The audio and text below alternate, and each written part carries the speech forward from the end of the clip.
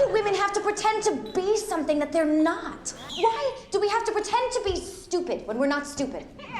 Why do we have to pretend to be helpless when we're not helpless? Why do we have to pretend to be sorry when we have nothing to be sorry about?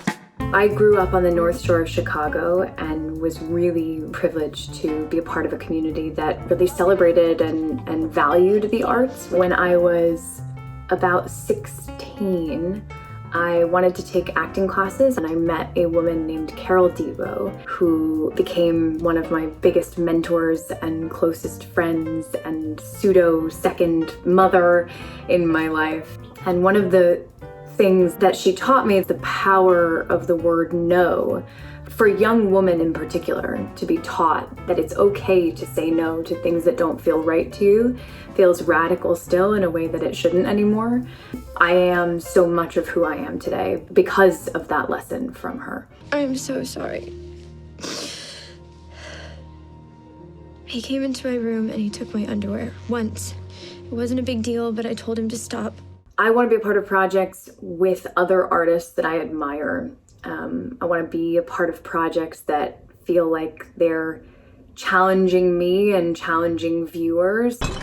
He was so sweet and so sad, and I was just holding him and hugging him.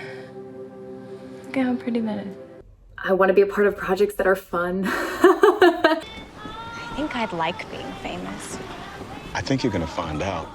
The creative process right now, like so many other things, is one day at a time, 1 hour at a time, some days.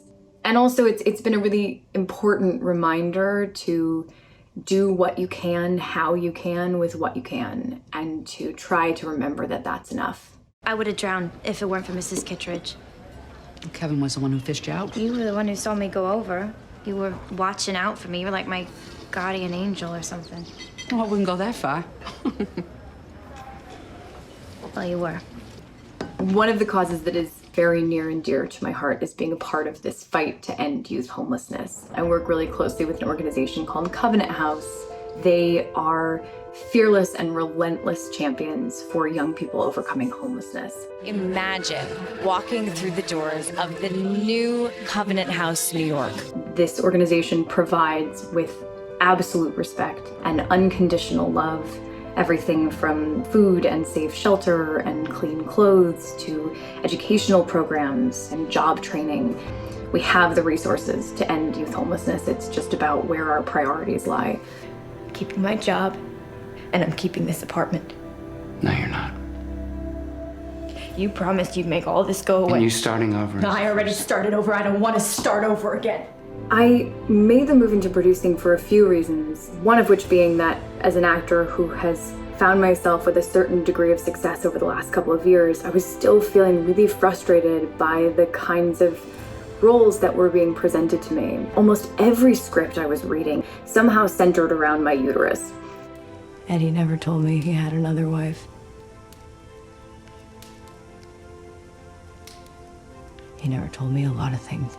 Whether it was about a young woman wanting to have children and not being able to have children, having an abortion, being in a relationship where someone else has a child and that becomes the catalyst for the drama. And all of those stories are valid and valuable, but they're not the only stories about women. I wasn't seeing stories about the kinds of women that I know and love in my life who are ambitious and sometimes loud and messy, and it has nothing to do with their childbearing capabilities.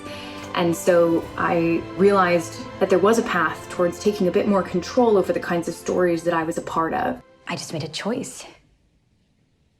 Midge. I am gonna be all alone for the rest of my life. That's what I just decided in a 5-minute phone call. And I don't want to be alone. Not tonight. Tonight, just for tonight. I really need to be with someone who loves me. Thank you so much to everyone at NYWIFT and Cynthia and Jamie in particular. Thank you for this incredible honor. We need more women in positions of leadership across our industry. And I'm so grateful to NIWIFT and everyone who supports it for amplifying the voices of women, for elevating women, for recognizing women for the incredible work that they do. Thank you. Thank you. Thank you.